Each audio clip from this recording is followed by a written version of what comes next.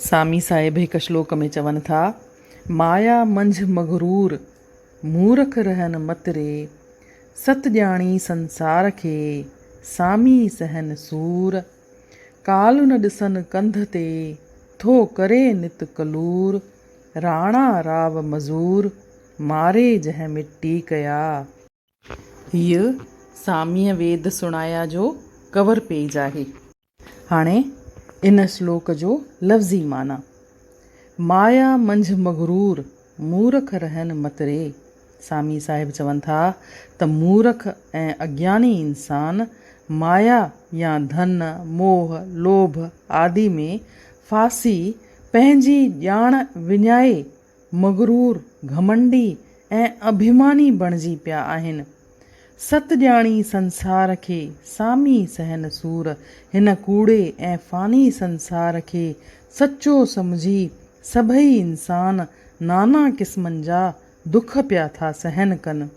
काल न ॾिसनि कंध ते थो करे नित कलूर, ऐं पंहिंजो मौत संदन मथां अची बीठो आहे, पर हू अभिमान जे अंध में हुअण करे सदा कहर कंदड़ मृत्युअ खे कोन था ॾिसनि।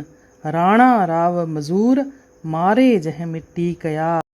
हू अहिड़े काल खे बि कोन था ॾिसनि जंहिं राजाउनि अमीर सरदारनि ऐं मज़ूरनि वग़ैरह खे मारे मिट्टी बणाए छॾियो। हिन जी ॻुझी माना प्रोफेसर हरद्वाणी साहिब हिन रीति ॿुधाई आहे।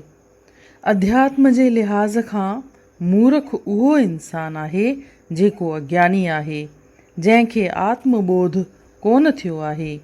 सामी साहिब अज्ञानी या मूर्ख मनुष्यनि जो बयानु कंदे चवनि था त अहिड़ा जीव माया में धन दौलत में अभिमानी बणिजी विया आहिनि।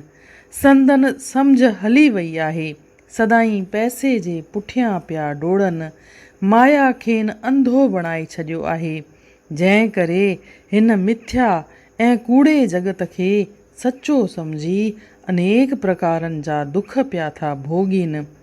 संदन अखियूं अंध में बंदि हुअण करे सिर जे मथां अची बीठल काल खे मौत खे कोन था ॾिसनि।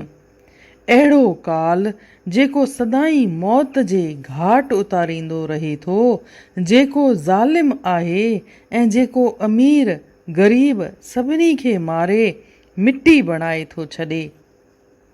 काल फिरै सिर ऊप रहे हाथों धरी कमान, कह कबीर गहु ज्ञान को छोड़ सकल अभिमान।